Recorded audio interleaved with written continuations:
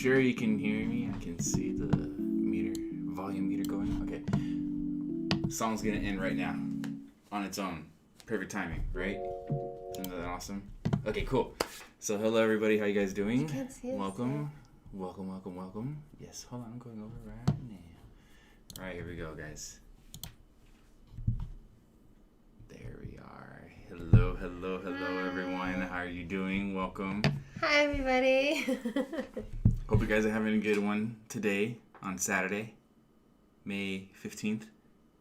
And yeah, we were just watching a bunch of anime recently, earlier, I should honestly say, and we were trying to catch up as much as possible. There are some that we haven't necessarily caught up completely, but no, we're up there though. We're like just maybe an episode. An episode behind. Yeah, just like an episode behind. Most of like that. Other than that, I mean, let's just go down the list. Yeah. And see what anime is good so far, or what we think about it so far. So basically, yeah, let's go ahead and We didn't even do introductions or anything. Also, isn't that image in the back supposed to not have Bacon and honey?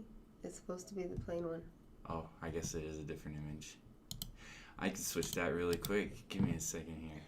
Honestly, I thought I had the right one. Sorry. Yeah, that one. There we go. Okay, is it doing it? Mm-hmm. Oh, there. Yeah, that. Okay. You just have to wait. We just got these cool new illustrations done. So yeah, we have an illustration team, them. so they helped do the like background and set it up. Do you guys like it? The intro lobby image that you're watching right now, previously, that one that was also done from them too, and there are going to be plenty of more coming up too as well. So yeah, so look forward. Yes, look forward to that. Kind of So, shimmy. of course, introduction. Sorry. Yes. I'm Liz, an editor at Honey's Anime, And then I'm Fonzy. I'm the editor-in-chief and senior manager at the company over at Honey's Anime. And yeah, that's us. We're here to talk about the spring anime. And there's a lot to talk about today. So. Because, yeah, there is a lot to talk about. There are so many good anime this season, and we're hardly being able to drop any. And even the ones that we've dropped, it's because we have too many series and we have to sacrifice some. More than, there are a couple that's like, yeah, we can drop it. But for the most part, everything is really, really good. I don't know. I never counted how many we were watching.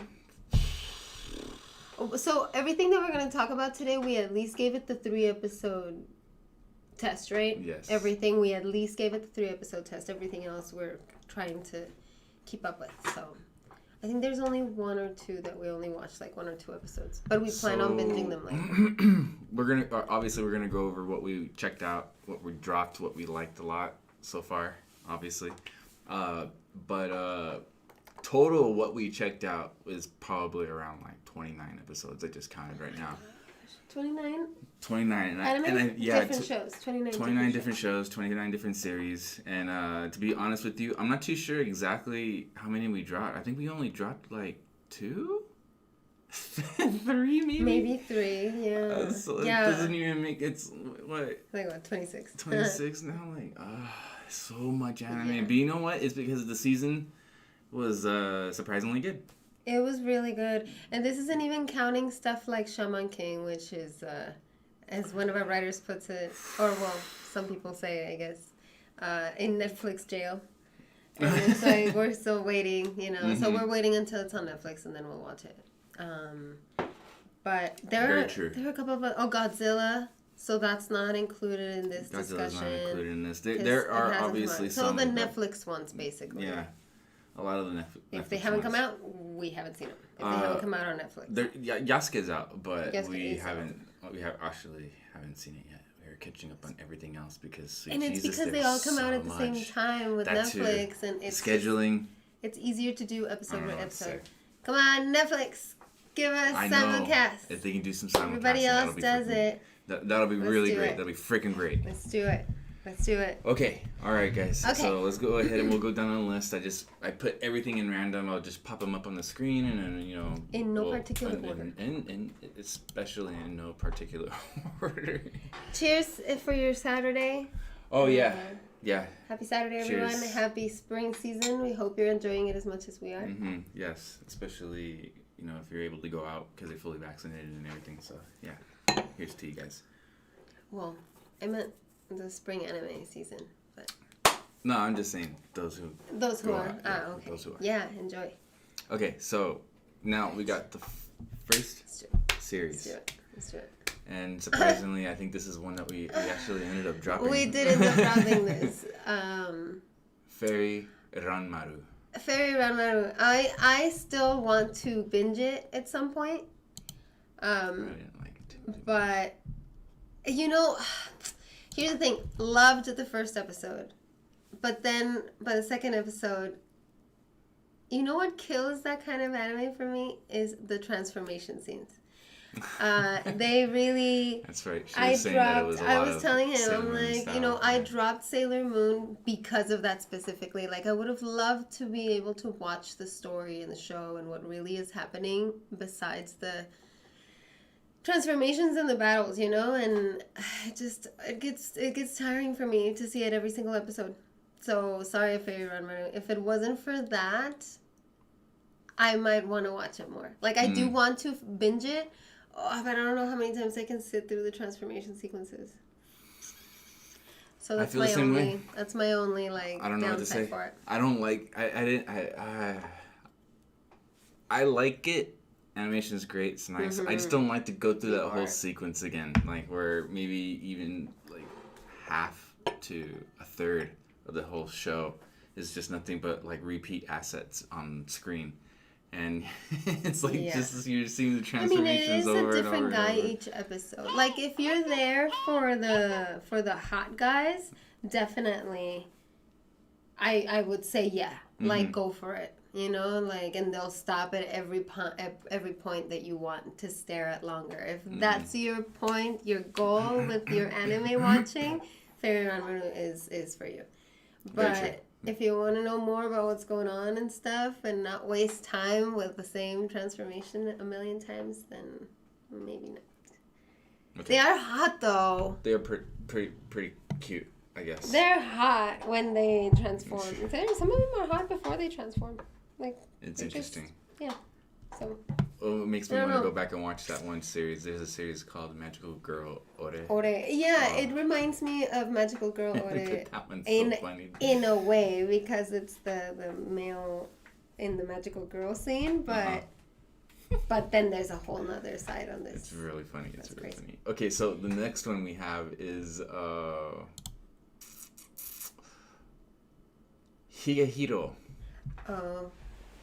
This is the after being rejected, I shaved and picked up a high school runaway. Mm-hmm. Jesus, I know. These titles, people. At least the beginning. In the beginning, when they announced this, the title for this anime, they had it actually worded a different way. I can't remember exactly how it was. Well, it's because it's supposed to be. The title supposedly was like I shaved and then I picked up a high school girl. Yeah, which Oh, hi, Zeke. It's like an older person and everything, and so you kind of like, this real older person is going after some high school girl. It's like concerning and everything. So it's like somewhat concerning, and I there was like a lot of talk on the internet about it that I did come across and found out that a lot of people were like, well, what the heck what's up with this title and everything, and then sure enough, the title's changed. It actually makes a little more sense. It's not like something pervy or something like that. It doesn't sound like it. Yeah, it doesn't sound like it. It's pretty descriptive of exactly what it's about. So going back to that, the show's great. It's awesome. It's a nice little take on, someone, albeit being drunk at the time and everything, but at least being very, sincere, honest, and wants to help this girl out, and how she obviously is lost. She's been God knows where. We're all finding out right now as we see. When she moved from Hokkaido, but where she's staying and how she's been living and like the things she's been doing in order to live and survive and all that stuff. So it's like a lot. It's a huge eye opener. It's really nice to see something like that. So I mean, overall, I really like it so far. It's awesome. I think it's great. Yo, Zeke. Yeah, sorry. Yes, I agree. I like Higehiro. I was concerned about what it was going to be about because of the original title and just like the setup is kind of weird. But I actually like a lot the fact that it's not what you think it would be. Mm-hmm. It's really nice because he really respects her I think, is the important word here. And it'll also come up on that Koikimo. We'll talk about that one later. But I think both of these anime have, like, kind of a setting that makes you wonder. But the guys actually respect the girls quite a bit. Like, they respect them. They don't do anything that they don't want them to do. That is very true. Mm-hmm. And they kind of keep their distance to a certain extent, you know, like, and they respect them. They respect the girls. So I like that about Hiro. And that he sees her as a daughter or maybe a younger sister, but I don't know. Like, I that could easily change at some point, you know. It's interesting what's going to happen. Yeah. I really wonder what is. There's a lot in play right now at the moment, so, I mean... It's definitely interesting. I recommend it. If you like drama romance, go for it. Yeah. It's so good. It's interesting. It is really good. I do like it a lot. All right, so that's that. I mean, great so far. Yeah, I love it too, Zeke. It's awesome rooting for Kohai. Yeah. I think so. I think that is what makes the most sense. Me too. And then... It does. Yeah, it does. It really does. And then that Sayu dates the... Wait, is that her name? The boy from her school. From the aquarium. I forget his name. I'm so horrible at names. No, I'm sorry, but so that's many enough. names. Yeah. Okay, yeah. Like, yeah. But that's enough. Yeah, anyway. like student and student. You know, the peers. Yeah, they're in high school. Peers should be makes together. Sense. But and then the coworkers, it makes sense. So, I am actually rooting for that. It'll be a really nice story. But yeah, moving on, we're gonna be checking out How Not to Summon a Demon Lord Omega. Second, what was it? The second season for this show. What did you say? I hope the relationship doesn't change. I like the father-daughter dynamic. Yeah. Yeah, that's true. There is a really nice father-daughter dynamic in there. I like it. Yeah. It's sweet. It's pretty sweet. But anywho, yeah. Hopefully that's how it continues. Yeah. How Not to Summon a Demon Lord. Oh, we actually just caught up with it today. We were caught up, yes. Well, we were only like 2 episodes behind. Me? Go for it? Me? Mm-hmm. Me first? You know, I mean, it's the same, kind of, and not in a bad way. Or is it not in a bad way? Maybe it's a little... It's the same as the first season. Exactly, I like it. Like, I really like the first season. It's just funny. It's hilarious. I think there's more ecchi. I feel like there's more ecchi, but maybe I forgot how much there was in the first one.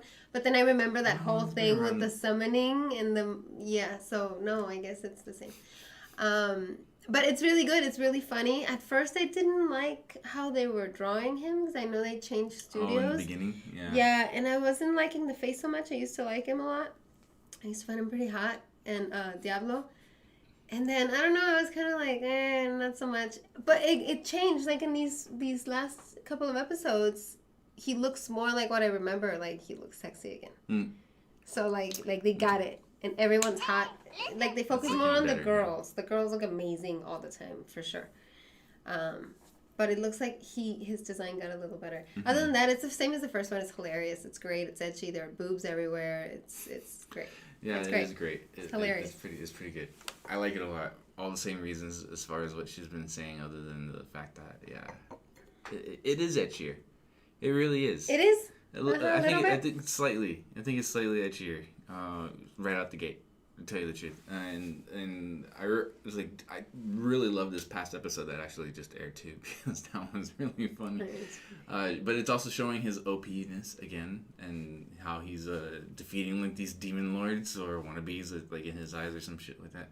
But anywho, I like it a lot all around. It's kind of like a nice pick me up from like where it left off, going back into it. Like Liz was saying, that it didn't necessarily change too much. I guess it's like the same thing, kind of goes into it, just like it was before. I love all the characters that are coming up in the situations that they keep putting them in, and it's I know it's like already was it the sixth episode? 6th episode. Yeah. So yeah, we're already like almost like halfway there probably, unless it's the 24 episode one. I can't necessarily remember. No, I think it's only 12 or 13. 12 or 13, but anywho, yeah, I like it. I think it's awesome. It's great. I like it. Enjoy it. If you enjoyed the first one, definitely watch this one. You'll like it. I think. That's just what we think.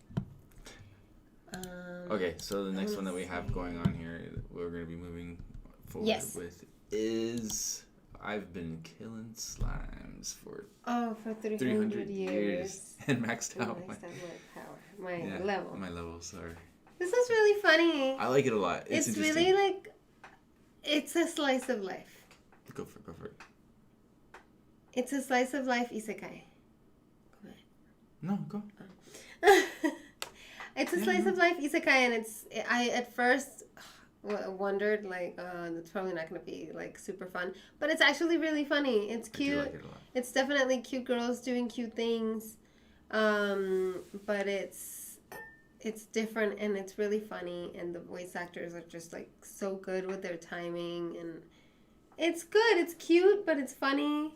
And it's interesting, and it has some action and fantasy and things. I love the character designs for everything.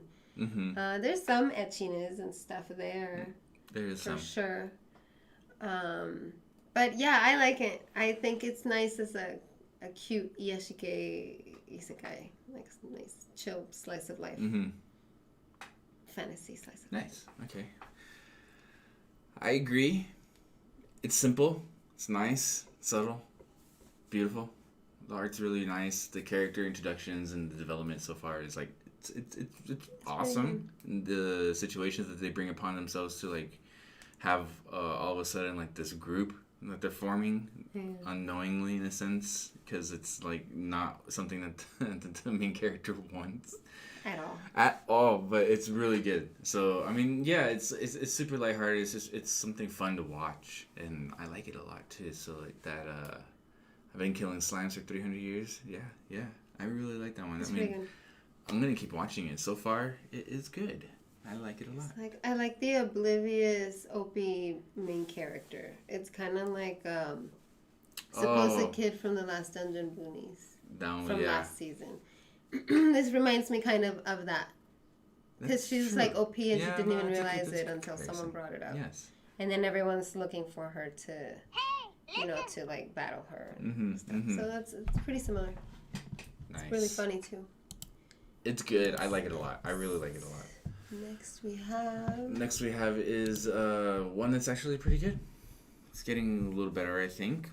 A little more mysterious, and that's Joran, the Princess of Snow and Blood. You can go first. Okay, so yeah, this I love the art. The art's really nice. It's got a really good transformation. It's got a nice little intro storyline to the universe that we're being presented to, and characters are really cool.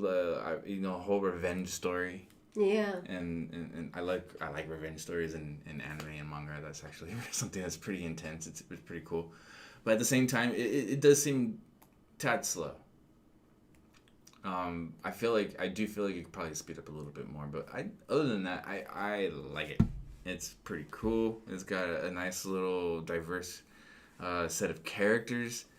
We have one that is dead and a demon, a monster in a sense, and she's taking care of like a kid that she killed the parents of. And so there's like this bond that's kind of like in between there, and at the same time it's so much deeper too, to tell you the truth. Mm-hmm.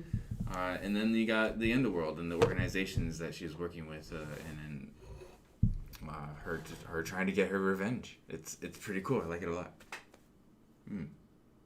I don't know about you though. That's just what you think.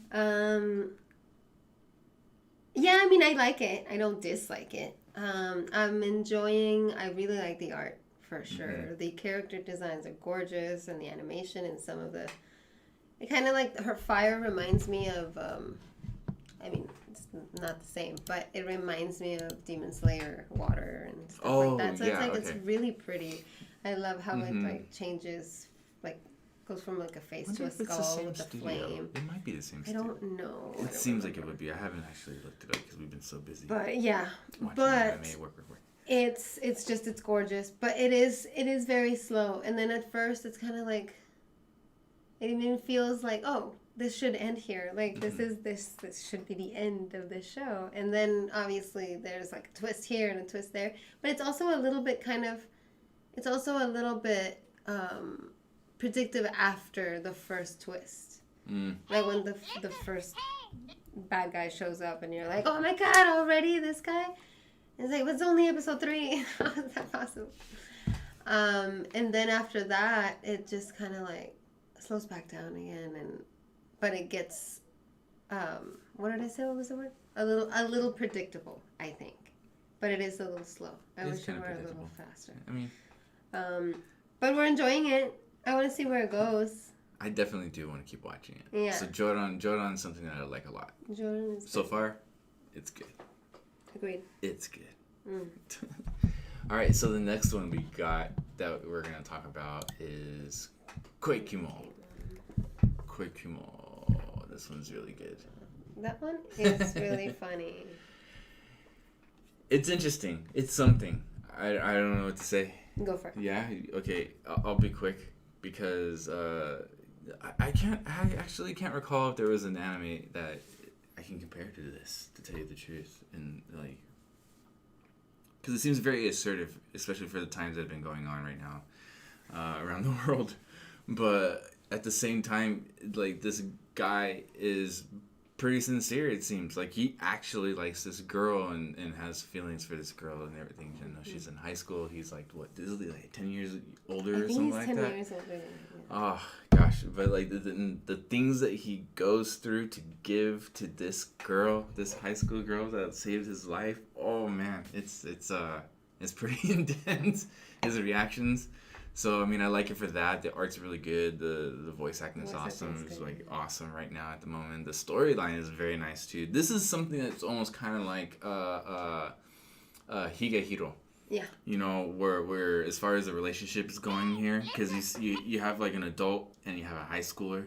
So this one here in Koikimo, same thing. You have an adult and you have a high schooler, and there are relationships that are developing around them simultaneously. It almost seems too, because I think in one of them there's like 2 or 3 interests, but now we're at least in this one, Koikimo, there is now one that seems like it might be a better interest for Ryo, the brother. So we'll see what's up. We'll see what's up with that. But I like it a lot. Yeah, I agree. I yield. You yield your time? I yield my time. The rest of your time? I agree. I like it a lot. I think it definitely crept me out. The first episode was really kimoi. Like, it really is like, oh my god, no, he's such a freaking creeper, stalker, weirdo. No, like, how, no. Terrible. Take no for an answer, dude. Like, freaking stop. Like, stop. Leave her alone. Zeke actually says, I'm not as comfortable with this as the other one. Yeah. Yeah, exactly. I can understand it. No, and that's how I felt, too. I was just, like, kind of cringing the entire first episode. And then by the second episode, I was still kind of cringing and confused. And I'm like, no, I don't know how to feel about this.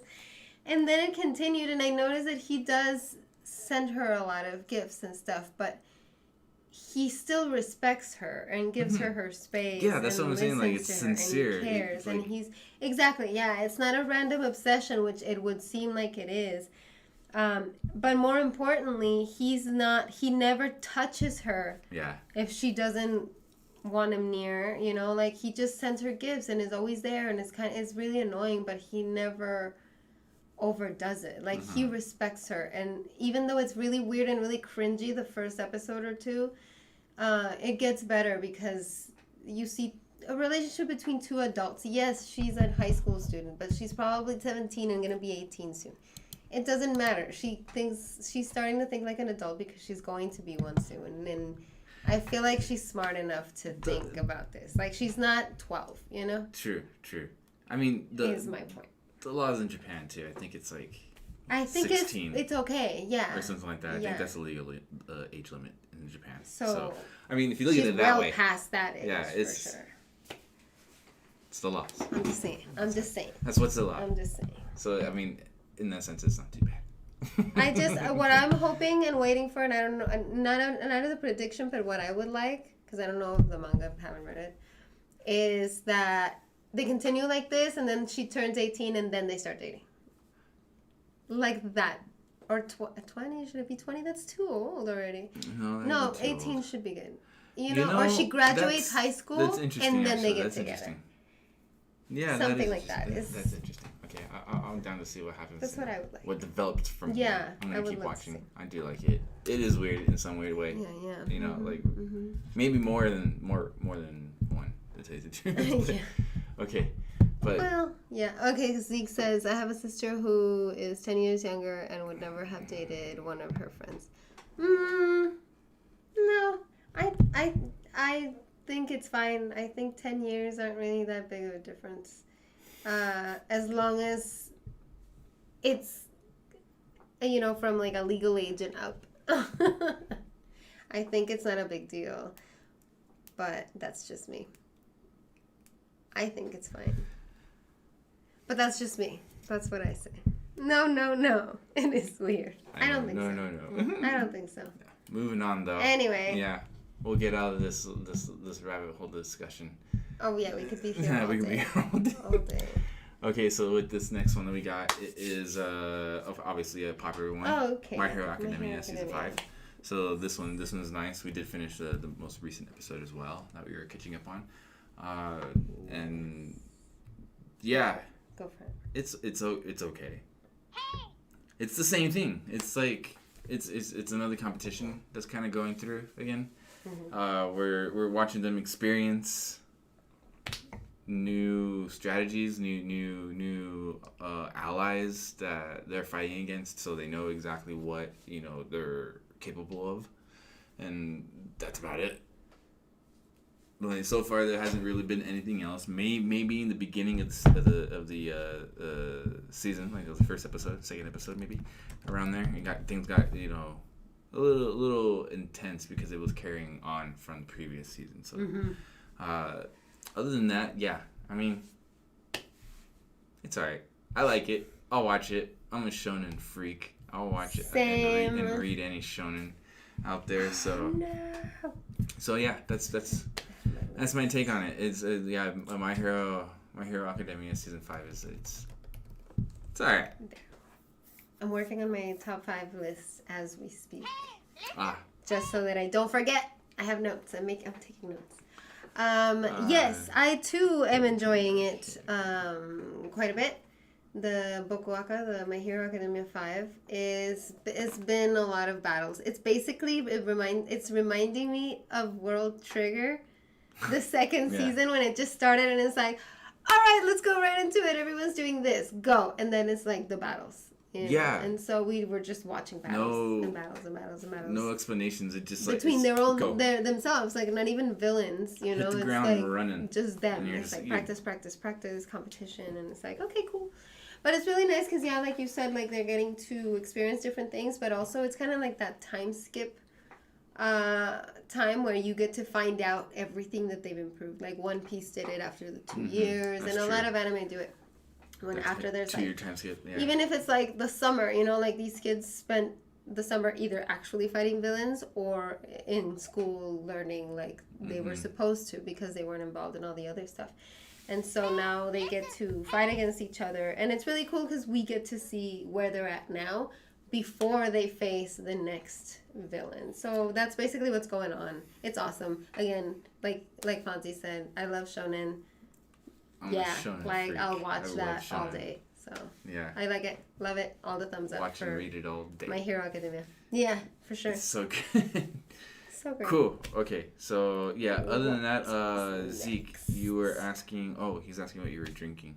Is that the red wine? Oh yeah, this is a sweet red wine from a local brewery called Tin Man. And so they do craft beers, local and craft beers, and they also do some of these wines, and this one is now a staple there because it's amazing, and I'm sure a lot of girls drink really it. Good. But it's also really high alcohol, so it's nice because you don't need to drink like 20 pints of it. I think it's it's 12%. 12%, yeah, it's 12%. And it's just sweet red wine. It's really good. It's kind of like a Lambrusco because it's kind of fizzy, but it's not as sweet as Lambrusco. True. And it's much stronger. That's a good description. Yes. Actually, yeah. Lambrusco, kind of like. It's Lambrusco-ish, But Lambrusco for adults. Anywho, that's not the discussions that we're having here because we're all talking about. All right. Sorry. What's next? So next we have is this one's good. Odd Taxi. You go. This one. You go. Oh, I love it. Okay. I love it. I love Odd Taxi. Like when I was reading the summary for it and I saw the images and then the trailers that they were releasing, the PVs and everything. Woo, man, I love it. Good. It's so good. I mean, maybe it's because of the old what is it? An animal walrus? No, like because it's like animal beings. Like Beastars and everything. So it has like anthropomorphic. Anthropomorphic. There you go. That's what it was. Oh my god. Sorry, it left the word left me. So it is an anthropomorphic style anime, and I love it a lot. It's so good. Yeah, Odd Taxi is awesome. Being in the U.S., for those that are not in the U.S. out there, it's also welcome. At the same time, it reminded me right out the gate of Taxi Cab Confessions.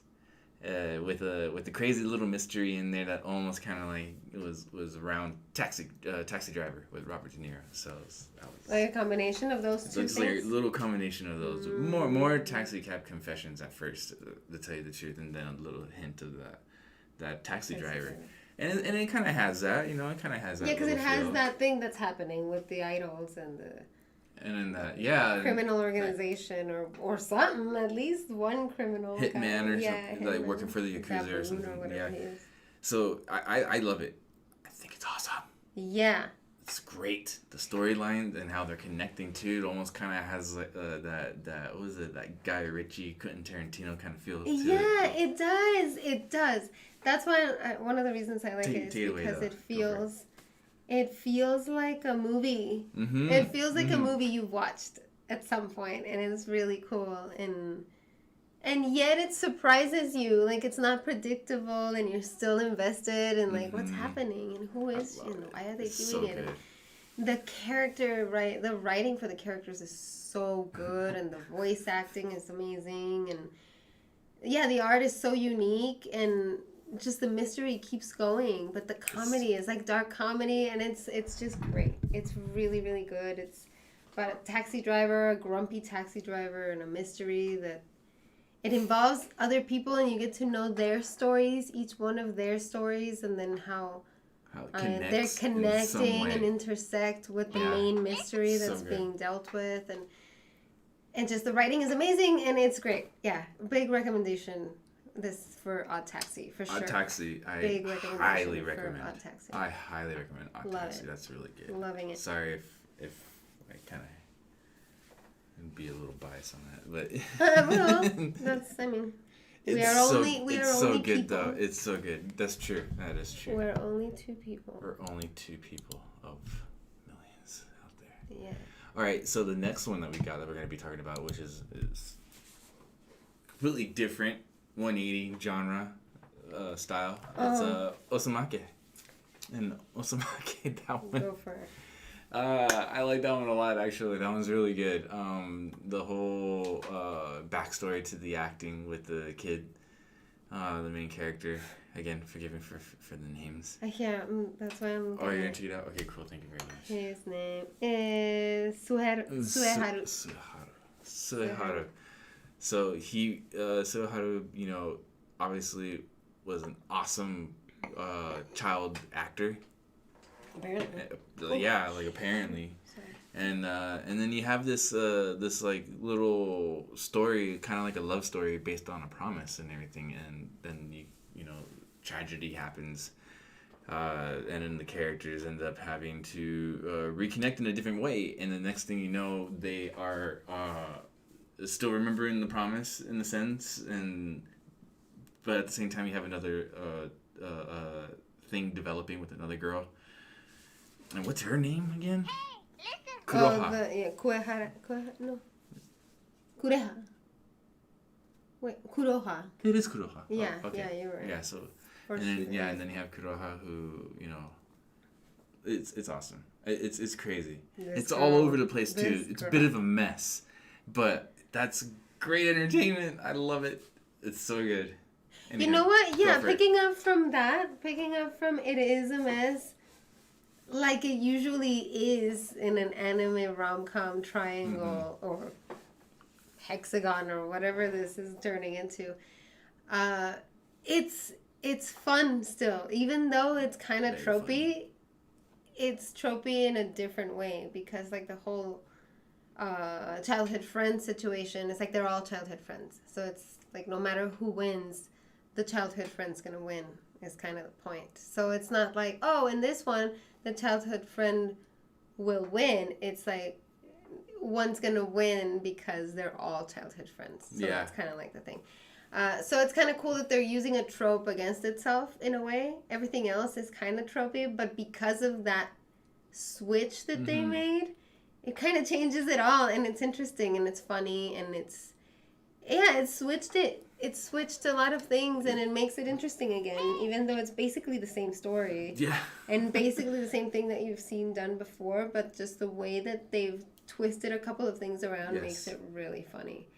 And it's cringy a little bit. It's a bit cringy. Oh my god. Comedy cringe. It's like, it's what? Comedy cringe when you're just like, I just can't, like, why are you doing this?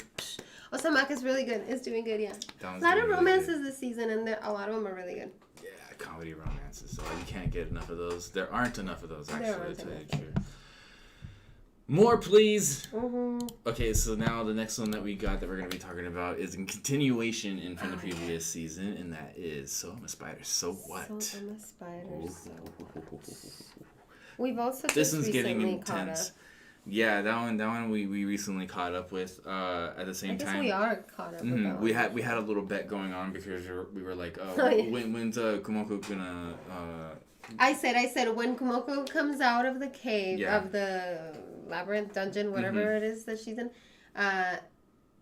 Fonzy said she's already gonna be human, like in human shape, like the demon lord girl. Evolved. Like she was already gonna be evolved coming out of the cave. She was evolved, but not to human shape. Yeah. She was just a more badass spider. Close. You think she's really close? I don't think she's that close. She might be pretty close. Because we figured she would evolve to the point that the demon lord that's out right now is basically what she can evolve to, right? So Fonzie bet that was going to happen when she came out of the labyrinth or the caves or whatever. And I said, no, I think she's still going to be a spider. And she was still a spider, so yay! Spider, so she won. I forgot what the bet was. I don't know. Exactly. You were supposed to take me somewhere wherever I wanted for dinner, I think. But you do that anyway, so... I think it was something a little more. I don't know. I don't remember. Anyway. It was fun, right? It was fun. So basically, how do we feel about this season so far, or the continuation of it?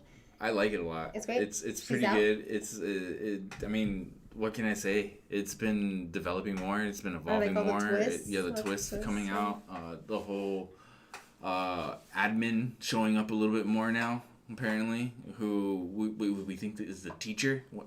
I'm not too sure. No, it's someone else. Or someone because else the numbers don't add up. In the class. Someone. It was a student in the class, but it wasn't really. Yeah, it was someone in the class that's like the black sheep or something like that. I don't know, like. And it is getting interesting because we are learning a lot of before they got isekai. So it's like, okay, so this is how it happened. Like that vampire girl just said, talked about her experience getting reincarnated or just kind of being there, and then now I'm a baby in this other world, and going through this whole thing. So we're getting to know more characters. We're getting to know how it all happened, kind of in a way. So it's really interesting. It's getting really, really interesting, and she's just as hilarious as she was in the first part. True. I know her other minds. Love. Her other personalities that are in her mind that are all. They're all the other three. Yeah. But now they're like locked in her mind and everything, so you can't even get them out. And so that's like a really good twist. I like that. It was pretty cool. I like that a lot. That was really cool. Yeah. Okay, so So I'm a Spider. So what? That was our take on it. It's awesome. It's great. It continues to be very good. It doesn't. It didn't lose value or anything like that. It's awesome. Yeah. So the next one we have is Slime Diaries. That's really cute. So that one, Slime Diaries, I like. It's nice. That one's also simple. It's there for you to just enjoy, just kick back, relax. After all the crazy stuff that happened. Yeah, in anime and real life in that show, season. the previous season. So it's like if it took you back a bit, watch Slime Diaries. It'll make you feel better about it. Yeah, it'll definitely make you feel better about what happened. So I like the side stories and the little interest that they're showing between how the village functions outside of what the series was actually presenting. So you have like everyone else that's kind of like out there, like what they're doing and how they're reacting and living. Yeah. But in a peaceful way, nice things, not nothing crazy. Yeah, I feel like it's almost even like a fan service slice of life gift to the fans. It's kind of like fan service from everything from like what's her name? Like being all Shion's boobs everywhere, but also like Rimuru being all like looking cute in his little outfits and doing cute slime things and just stuff like that. Like you get all kinds of fan service, both ecchi and cute, kawaii, and just kind of like yashike, relaxing. Yeah. It's nice. It is canon, Zeke. Yes, it's very like a lot of it. Yeah. Think of it like side stories. It's a side story. It's like a bunch of little side stories from the actual series, and so it's very canon. It's awesome. I love it a lot. Yeah, I like that it is very refreshing. Canon, actually. Very refreshing. It is refreshing.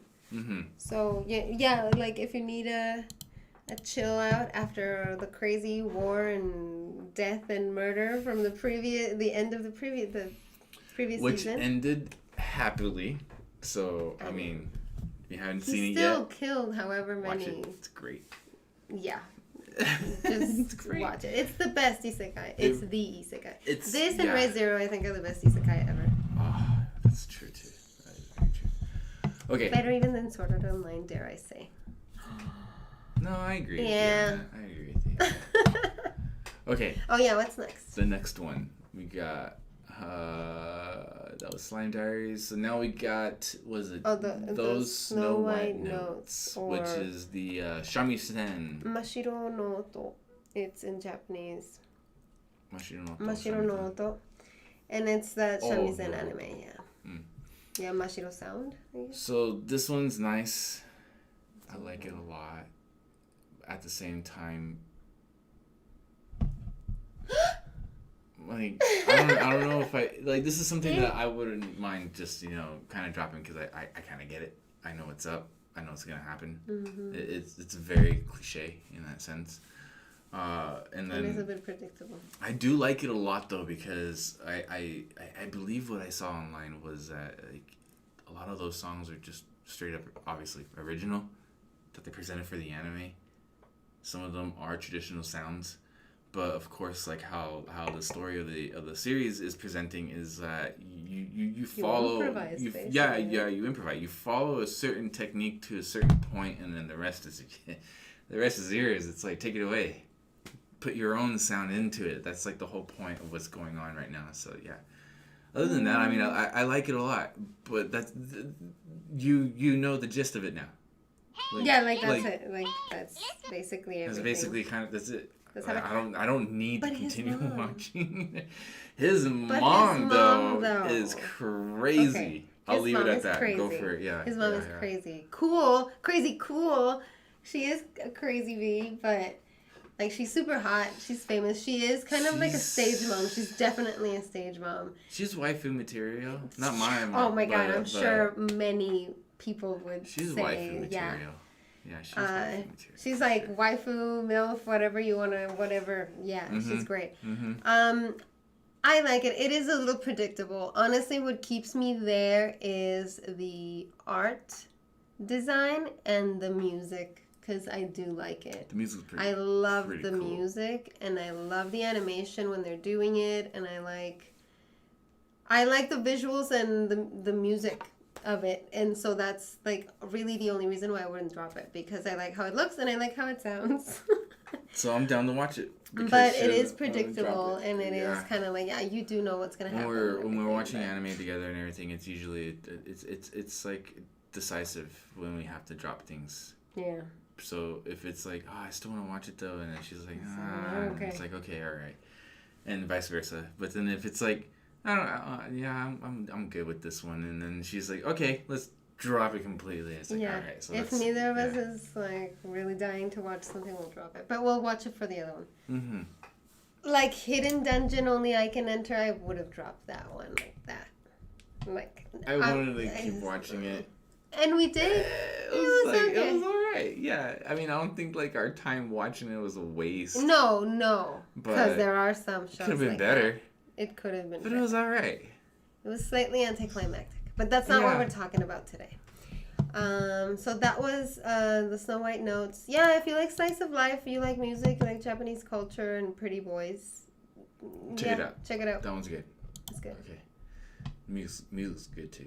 The music's really good. All right, so the next one we have is To Your Eternity. Oh my god, this one's so good. This one's like a great mystery. I love it. Go. I love how it's developing. Take it away. I'll be quick. There's the art's really nice. The concept, really curious about how this orbed being like came to Earth, because like how the narrator is like, oh, it fell from the sky into Earth and took the visual appearance of this bear, this wolf, and all this stuff, and I'm all like, okay. I was like, I want to know more. But other than that, it's really good. I love it a lot. It's so good. It's intriguing. What else is it's this. So far, like the stories that they have, where you have the little boy and what he went through. Well, actually, even the introduction of the wolf, the white wolf that was like struggling in the snow, like that narration story alone was really good. And then you had the boy, and then you had what was it, the bear now, and then you're following the girl, bear. The little girl that they're gonna sacrifice, and then the little girl, like she's this little chibi girl. But yeah, I actually like it a lot. It's pretty engaging. Yeah. Please. Yeah, I really like To Your Eternity. It's really engaging. It's like intriguing. I think it's a word that I'm trying to think of. It's like it's very intriguing. It's like it's really cool how from the beginning it's like Fonzy was saying, it's the story of the wolf and everything. But from the beginning, all he has known is the suffering that it is to be alive on this planet. No matter what you are. It's like the first feeling as a wolf, the wolf was already dying. And then the boy, not only heartache and sadness, but physical pain too from a wound. And then like this demon bear. And then the little girl, like he's getting to know all this like human suffering basically. It's like all he's learning for the most part right now. And then a little bit of the positive side of humanity and like what's it called, like being empathy and things like that. So it's really interesting. It's really interesting. It's definitely more cerebral and spiritual, and I like that it's based in the Inuit culture. Yeah, that's very true. You can imagine it all like happening on the Japan-Russia side. However many years ago that is supposed to have been happening. It's pretty cool. I like it a lot. Yeah, it's really good. I like it. Yeah, To Your Eternity is very nice. It's new. Good. It's a new take on storytelling in that sense. It's and then just development, really good development. Yeah, I like it a lot. Yeah. Oh man, I can't wait to watch that one. I know that this one. It's one of those that feel like a long wait for the next episode. That's true. I agree with that. That is very true. Okay, so we got the next one that we're going to be doing right now is Tokyo Revengers. Oh, go for it. Me first? You first, please. Show so much interest. No, well, only because Take it away. Thank you. Okay. It surprised me, honestly. I didn't expect to like it. You know me mostly because I saw the art and I was like, I'm a shonen girl, okay? I love shonen, but there are certain art styles that I'm just not very excited about, and this I feel like they kept the original. They didn't keep the original fully, but it has a very old school kind of feel to it. Mm-hmm. And that doesn't necessarily motivate me to watch something. But as always, we give the 3 episodes, and by episode 2, I was hooked. It's like, I need to know what's happening. Like, this is crazy. I love time travel, like, and then it kind of has that erased or boku dake ga inai machi. Yeah. Feel where it's like, go back to fix this future. Go back, except he gets to go multiple times and not just be stuck in the one place, right? He has to keep going back and forth, and that's really cool. I love the time travel situation. I like that. What is it? The concept of when he time travels back and then comes back to like his reality. It has actually affected. It's been 2 weeks or something like that. It's however long he's there has passed in the present. So if he's in the past for 5 days, he's missed 5 days of his present. Was it okay? So it was. So it was equivalent. The time is equivalent, but right. you're gone that whole time, and so. It's really interesting, and it has like time travel, but yet supernatural kind of like mystery thing to it, because who pushed him off the train? Oh, well, okay. So all these things, it's really, really cool. If you like mystery and you like... Yeah, they're shonen, I guess. It's quite a bit isekai anime that's released so far these past couple of seasons. Counts as an isekai. Oh, no, that's true. It's not. It doesn't count. It almost seems like it because of the whole pushing in front of the train to try and kill them. It's time travel, but it's not isekai. But I mean, if there were those, it seems like the comparison to those would be that apparently they are transformed in some way by getting pushed into a train. Like what Yojo Senki was like that, and there was another one that was recent too with the. In Yojo Senki, they push him too? I don't remember. They put, someone because he's an asshole. Lack of a better word, he's an asshole. He's a dick. He is. So whoever he evaluated and pissed off, they're the ones they're who pushed him. that pushed him in front of the train, I always forget how they get isekai. And then, he has an argument with God, apparently. He's arguing with him about life, I'm gonna reincarnate you, and he's like, I don't know, if I'm dead, I'm dead. I'm gonna be happy. I don't want to deal with any of this stuff. But doing it in a very weird way. But anywho, I digress. Sorry. I know, completely different anime. But it kind of, I know. But what do you have to say about Tokyo Revengers? I can piggyback off of that. It has that same feel. I like it a lot. It's really cool. The whole gang concept and situation that you have in there, it just seems a little more intense, I guess.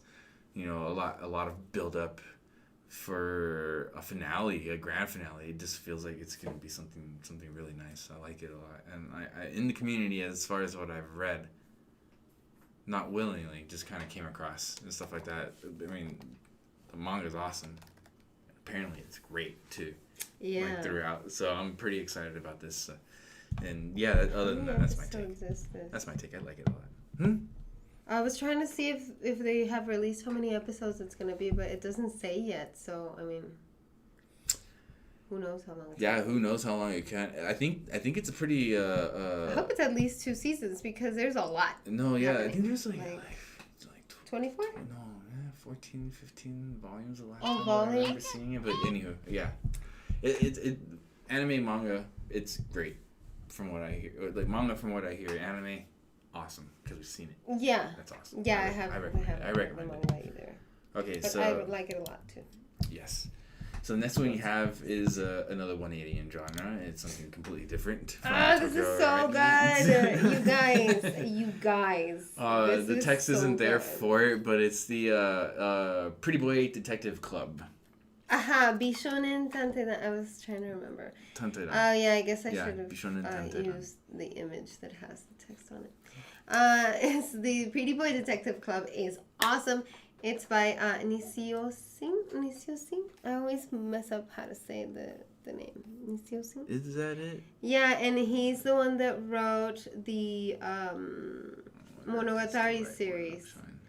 And so there's always a lot of dialogue, and there's mystery, and there are all these commentary, just all this commentary on basic humanity and psyche and ego and all these things, and it's like it's psychological, but it's also ridiculous at the same time. And I love the idea of them just being all about aesthetics and all about being beautiful, and it's ridiculous, but it also is interesting, and I like the heavy dialogue because I just it seems so philosophical and psychological in a positive way, you know, like it's lighthearted, even though it looks like it has kind of like this darker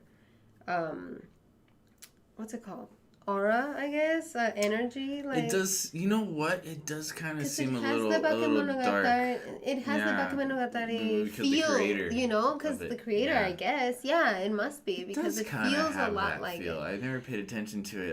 It feels darkish, but it's not. It's like, oh, you have all these cute boys and they're being ridiculous and ridiculous things are happening, but you still get that like kind of darkish feel for it, and the art is gorgeous, and I love it. I love everything about it. I agree. I mean, I'll piggyback off of that because, the kind of dark feel you get from it is really interesting. I like it a lot, but I guess that's something that you want to like put in there to intrigue the viewers a little more, considering they're high schoolers, and a lot of people would think it is just, you know, dismiss it as something just childish and funny. They're rich and high schoolers. But they're rich high schoolers. And then I had told Liz that was like, oh, it was almost kind of like Oran High School Host Club, but for detectives. Yeah. And like, so that's the kind of show that I'm getting this vibe off of. Oran High School is comedic completely. Yeah. You know, but this one tries to hold that mystery of detectiveness and solving crime. True. In a sense. Like, no one will ever actually laugh. Yeah. So except for like the main boy, I guess. I like it in that aspect. It's interesting. It's goofy and ridiculous in some senses, especially the boy with the legs. My god, the legs! The long legs. He's just laying down, like showing them legs going on for days. It's like and his stuff. legs are up in the air somewhere. It's like he's just... It's like, come on, you don't... No, that's too much. He has amazing legs. Too much. He does. Yeah, from when we made the anime chart page for that anime, and I read about this boy with the legs. I was like, oh my god, this show sounds great. I need to watch this. And it has not disappointed. It's pretty good. So, I like it a lot. I'm excited to see what else happens. Because they've already solved her mystery. Although now she's a boy, the main girl. Yeah, that's why it's that whole... But it's not like... That's why I think it's like Oran High School. It's like Oran High School. I agree. The setup where they get like the girl gets herself into the situation is slightly different, because one seems a little forced and then the other one's kind of like very, very unexpected. Yeah. So I think that's like just the main difference of it. But if you like Oran High School Host Club, you'll like this one actually. It's really good. And then of course the creators we were mentioning earlier is the Monogatari series creator. Sorry. Yeah, it's like if Monogatari series meets Oran High School Host Club. Oran High School Host Club. But yes. That's exactly what it is. I feel like it as That's what it feels like. Mm-hmm. All right, so the next one we got is actually another one that's really nice. I like it a lot. This one's Dragon Goes House Hunting. Oh, right? It's not that one. Oh yeah, Dragon Goes House Hunting is cute. I like it. It's nice. I'll be quick about this. It's nice, it's fun, it's interesting at the same time. You know that the elf that's the real estate agent guy. That's all awesome. No, he's not. He's a demon lord. He's an elf, but he's also a demon lord. Okay, yeah, so he's which I called before he said he was. Very true. She did actually while we were watching it. Obviously a demon lord.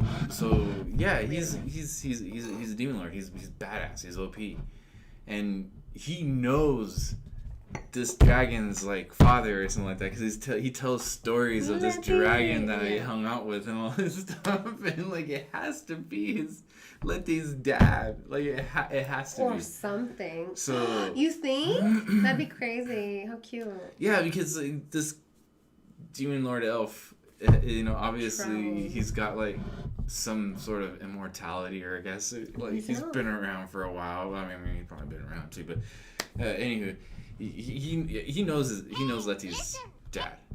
You think that's Letty's dad that he traveled with? I think so. Like I highly think so.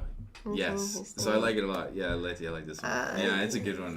I do like it a lot. Yeah, it's nice. I love this show. It's so funny. From the beginning, from when we first saw the previews for it, I was sure that it was going to be really funny and I really wanted to watch it. So I'm excited that it hasn't been a disappointment at all. I love all the game references. So many game references and so many jokes. That's true, there are. Yeah. Puns on things and like so many. I love it. I love the references are just great. I love that Letty is ridiculous. He's a ridiculous dragon who can't fly and can't do shit. He's a ridiculous dragon, but he's so sweet. And then I love there it is OP, like you were saying, like Fonzy was saying. There it is, like OP, and he's hot and he's like awesome, and he has this weird. Yeah, like relationship, I guess. Had a relationship already with a dragon, a mysterious dragon that we know nothing about. Which, you bring up a good point. It might be Letty's dad. I hadn't thought about that. That's pretty cool. But it's really cute. It's definitely a slice of life. It's full of jokes. If you're a gamer and like RPGs and stuff like that, or just fantasy things, you'll love it. It's so funny. It's ridiculous. All I have to say is I really, really do think... Oh yeah, Zeke, yes. The heroes in the show. Oh, the heroes are assholes. They're assholes. Yeah. Yes, they are. Yeah. I honestly... they're the worst. Like, they're the worst. You watch some fantasy anime and you get every once in a while you get those that are kind of like out there, mean to do that and all that stuff. But the way they present these heroes, it's like, man, that's probably not far from reality if that were to ever happen, because like, that's the same mentality that you have people there being like, oh yeah, I want to I want to get stronger, but I need credibility, and then I'm gonna go. It's like being in prison. It's like I'm gonna go find the biggest, baddest like punk out there, and I'm gonna beat him down and show my dominance. And like, it kind of has that feel. Yeah. So I'm like, I don't know. I can do without that. I really can.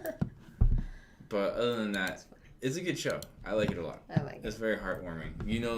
That's the only reason why I feel like it's Letty's dad that he's talking about, the elf demon lord. But he gave Letty so much shit, his dad. Like, it's going to be crazy if Letty finds out, wait a minute, so my dad went through all this shit and did this and this and this with you, and he kicked me out for being Think of it like a life lesson or whatever lesson you think he's gonna be learning and all that stuff. Yeah, but the elf's gonna reveal what's gonna be going on in the past with his dad, and Letty's gonna have an epiphany, and he'll be able to fly and be proper and fly, and be like, oh, now I now understand my father. I need to go back home and like say sorry, and then they live happily ever after. And he won't even need a new place to live in. And then the elf's gonna be there, like turned around, like another job done, another good job done, just like walk away into like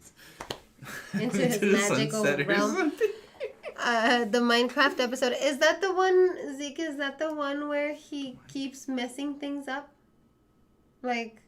Trying to help, but he keeps messing things up on that one, or when he goes to that castle that has like a bunch of levels or something. I don't think that, that's Minecraft. I don't know. But anyway, that's a really good one. I like it. I like comedy. I like it a lot. Ridiculous comedy. It's really good. It's good. All right, the next one we have coming up is.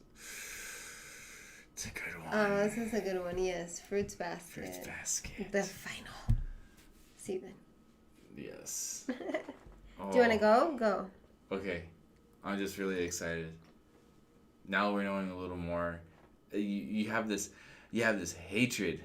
Oh, it was a reference in the last episode, I think. Oh, okay. Oh, okay. Oh, okay. Gotcha. Okay, so now for Fruits Basket, yes, it's good because the previous season, knowing what we know leading up to that sense. we don't know exactly how Akito is, and you just know that he's an ass. He's horrible. But at the time, you didn't really know until the last episode you're talking that about revealed. So you have this hatred for her, and you're like, oh my god, like what the heck? Like why is she like this? And then now you have this new season that's coming off, and that hatred has, thankfully, and unexpectedly too at the same time, been switched over to Akito's mom. That woman is just wretched. Like, I don't like her at all. She's obviously the cause to all these problems, especially especially Akito. So now you can't help but feel sorry. And then Toru discovering all this stuff that's going on, and you're just like, wow. And now the curse being broken, and there's a way to do it. But it just happens. But there might be a way to do it. Yeah. There has to be a way to do it. It can't just happen, because like, for it to just happen to Kyo when it's his time or whatever and all that stuff, it's like, I don't know. But Kyo is different because he's the cat. That's kind of the whole point. I guess that's true. Especially in this last episode is exactly what they were talking about. Yeah, I guess that is true. I agree that it was interesting because you hate Akito forever and ever and ever, and then the season starts and it's like, your hate for Akito turns into pity for them, and then your hate switches to Ren, Akito's mom, because you realize that's where that's usually how it is. There is a lot of reference to mental health in Fruits Basket. There always has been. A lot of situations are there, abuse, being neglect, all these things are approached, but dang, like this whole situation between Akito and her mom, and then what that has caused to everyone else, and like that codependence that they all have to her and to each other, and just how it feels when it gets broken, and they say the ones whose curse breaks, right? They're like, wow, why was I feeling that? It's like they come out from a trance, and it's like, why was I feeling those feelings of need, of desperation, of cleanliness, and it's like, I feel like that translates into like when you have a really bad breakup or something, and it's like eventually time will go by, and then you look back and you're like, wow, why did I feel that way? And it's really cool to see the way that they're doing it in Fruits Basket. And I mean, that's how it was written from the beginning, which is why we're all anxiously awaiting to finish watching this animated.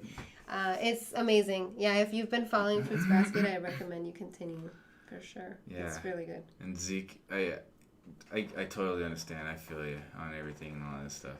Yeah, don't feel sorry for Akito.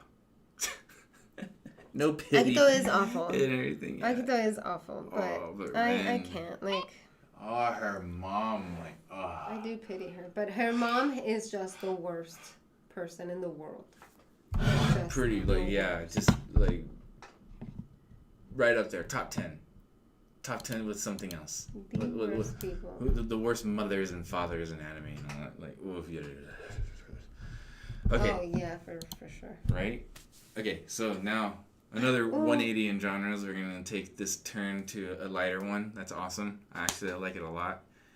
Is The Way of the House Husband. That one was great. Go for it.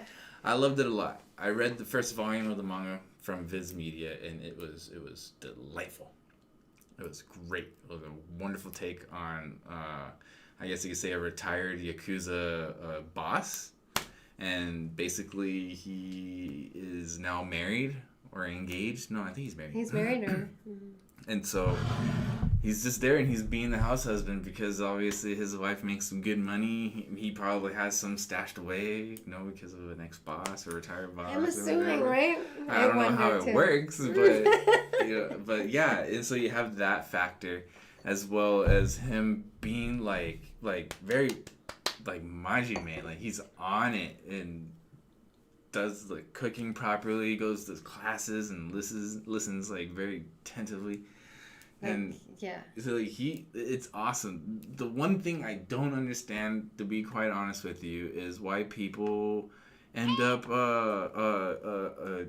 getting on the series because they say the animation is horrible. It's like what is it? PowerPoint. They say PowerPoint presentation. Like the show is a PowerPoint presentation, and I'm like, to be honest with you, if you just really think about it, and you were trying to figure out a way of how to present it, that would be the best comical way, especially if you've read the first volume of the manga series in full. I think in the U.S. it's not out completely, but it's at least on 3 or 4 volumes right now. Because even the timing of the manga, it's really quick. It's like almost 4-coma style stuff, like comedy stuff, and so that type of comedy and humor is best presented the way it was on Netflix and how they showed it. So I liked it a lot. I agree. It was really good. I completely agree. I don't think that the animation takes away, or lack thereof, if you want to even call it that, like I don't think it takes away at all from what the anime is and the comedy, and in fact enhances it, because that's the way that it was meant to be enjoyed. Like, it was meant to be originally in manga format. I know everything is, but this particular manga has a very specific rhythm to it, and they were amazingly able to reproduce this rhythm, this perfect beat of comedy in an anime form. And that's why that they chose that animation, and it works amazingly. It's hilarious. Just the setup of what it is ridiculous. It's as funny as you would imagine it being. A yakuza who was the total badass is now the best house husband ever in the history of everything. Number 1 house husband. Like, he is great. As good as he was at slicing his enemies and getting his job done as a yakuza, he's that good at everything else. And that's really cool, and it's really funny, and I can't wait for more. Like, there's a lot more of the manga, so I hope we see more. I hope we see more of it. I like it when he gets in a fight with the robot vacuum. That is great. And then, of course, like, him going out and, like, teaching other people a lesson, but, like, he's doing, like, cooking or something on the side. Oh, the crepes guy. The crepe. There you go. And they were out, and like the other boss that was just let out of prison, and so he's like, "Oh yeah, I'm the boss of this other gang. I'll show you." Oh yeah, he just came out of jail. That's why he's working at a crepes truck. And then their judging was based off of Instagram likes, because they took a picture of the creations outdoors and posted on Instagram. Whoever gets the most likes. Like, whoever gets the most likes wins. Like. It's so funny. It's really funny. Good. Highly recommend it. Yeah, The Way of the House Husband. That one's a good one. Please watch it. It's so good. Okay, so the next one we got is the Full Dive anime. This RPG is even shittier than real life. Dozo. Yeah, it'll be semi-quick. I mean, I like the new take. It's nice. It's interesting. It's almost kind of like, a different sub-universe to Sword Art Online, but I don't know, more realistic, I guess you can say. It's really interesting as far as, the game concept, especially how you can actually feel pain in it.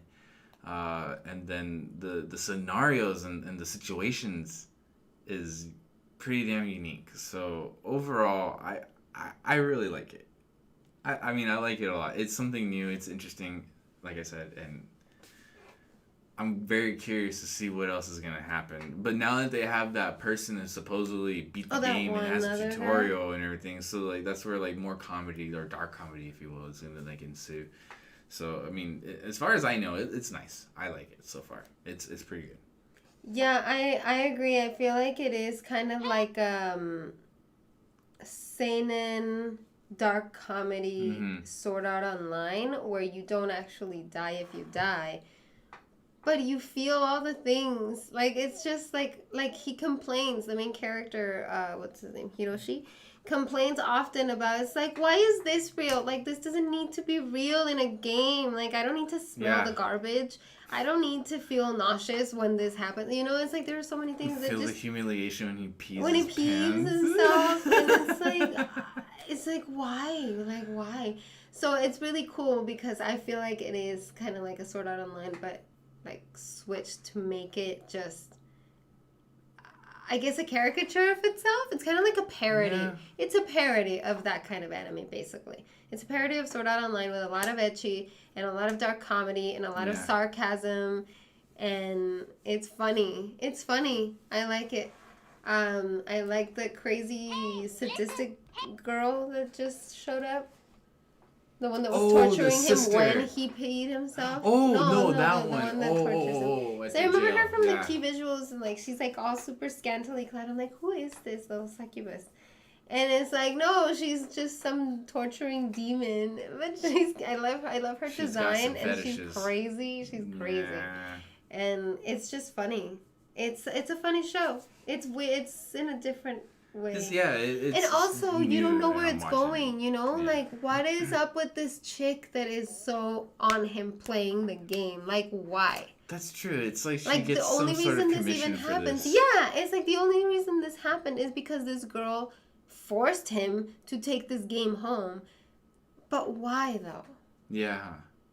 I'm kind of wondering that now. Really? I should tell you the truth because it's odd. So it's interesting. It's if you're into that kind of stuff.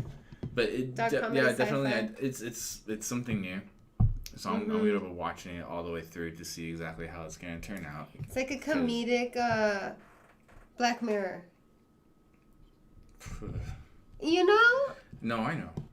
Like, where it's like, technology has come this far. Yeah, and you can feel everything that happens to you. And it's like, oh, God, Black Mirror, that's some twisted shit. That's some stuff. That's what I'm saying. But comedy. But comedy? Yeah. So it's like a funny even Black more Mirror. Twisted. Yeah. No. It is anime we're talking about. Right? Okay, so the next one is Mars Red. That is the next series that we shall be talking about.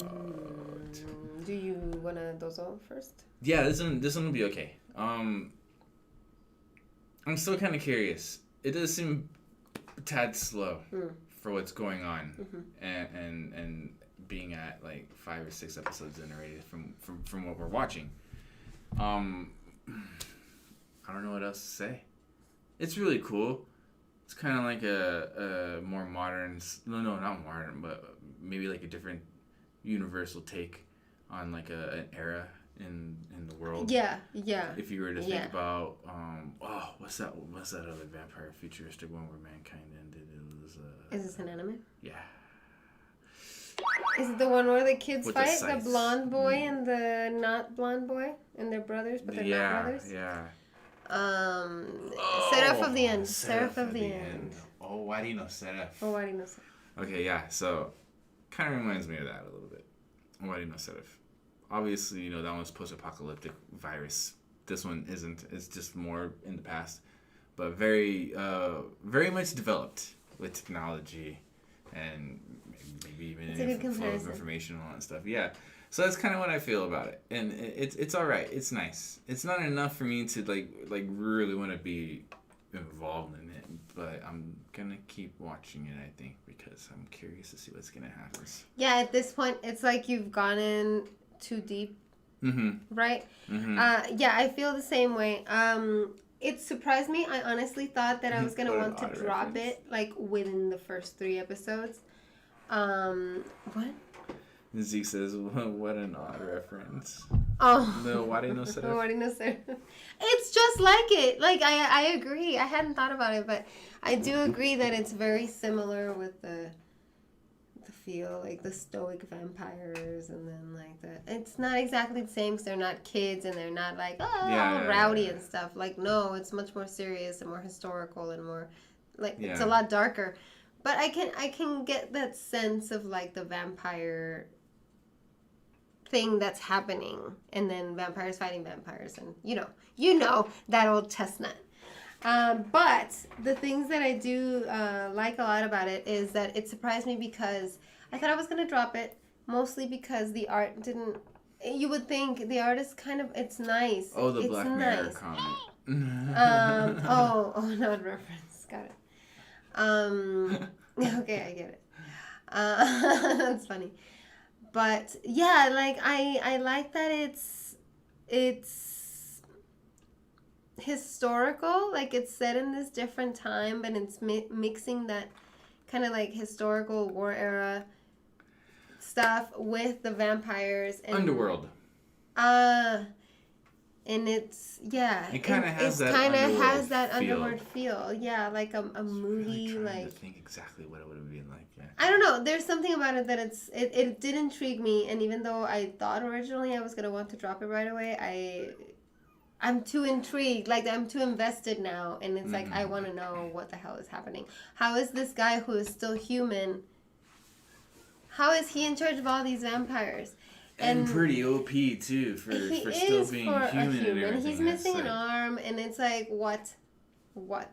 Yeah, that too. So it's just interesting. So yeah, I'm hooked now. Yeah, even though I'm I down would to drop watch it it just to see otherwise. what the hell, just to see what's gonna happen. Agreed. It's piqued my interest enough to. I do want to see what's gonna happen. So. Agreed. Yeah. All right, so that was Mars Red. Now we're gonna check out the next one, which is the Saint's magic power is omnipotent or something. Omnipotent.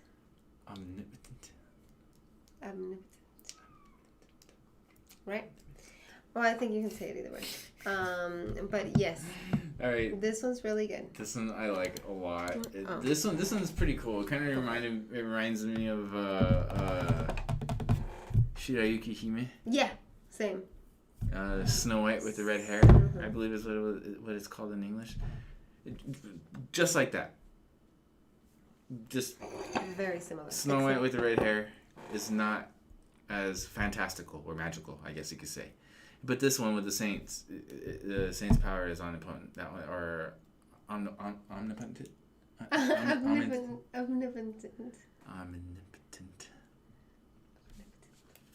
But yeah, it's great. I like it a lot. It's really good. It's wonderful. It's enjoyable. I like the pacing on what they're doing and how they're kind of building up to her OP-ness in the world. Yeah. That seems really, really, really interesting. And at the same time, it does seem like it's going to be kind of like bureaucratical or like political in some sense.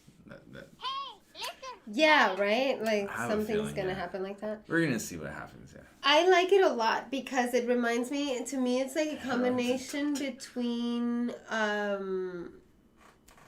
My Next Life as a Villainess and which is an isekai. Right, because it's an isekai. Right? It's an isekai. So we forget that, but it is. So it's a cross between that and what was the other one? Dang it. Oh, and Shirayuki Hime and Snow White with the red hair. So Snow White with the red hair crossed with My Next Life as a Villainess. This is basically what the Saint's magic powers omnipotent is like, and it's really good. It's definitely shoujo romancy, but it's also an isekai technically, and it's fantasy. No, I mean it is. So it's interesting. It's a cool twist on the isekai genre. It's nice to see more that are aimed. I mean, this doesn't have to be aimed towards females or women or anything like that, but it doesn't have the usual, action-y tropes of isekai. It has more, I guess, girl-friendly stuff, I would say. But there's definitely more shoujo-y stuff, and there's definitely more romance. But it's really good. I like it. Yeah, it's really good. I like it. I like it a lot. Very much Highly recommend it. Okay, so far, that one's great. Watch it. Omnipotent. Yeah. Omnipotent. I haven't said that word often, so if I were in a spelling bee, I would have failed. I would have been out right there. That was it. I don't think it's the spelling that you struggle with. It's the pronunciation. The pronunciation is part of the spelling bee, though. You have to pronounce it, and then that's what they're always like. Oh yeah, say it in a sentence. No. If you're participating, you ask the judges to say it in a sentence so that you can spell it. Okay, my bad. Anywho, I digress. Sorry. Omnipotent.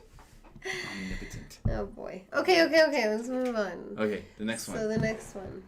Oh, that one's that one's crazy. This one's pretty cool. Me and Zeke had a discussion about this in the manga podcast. It's fun.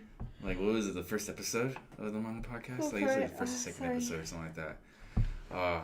Hello, what is up, Target Hit? How are you doing? H1T. Oh, hello. welcome to the stream. I hope you're having a good one. Sorry, yeah, we were in a conversation. I didn't see the chat in time. But welcome. But yeah, this next one is combatants will be dispatched. Go for it.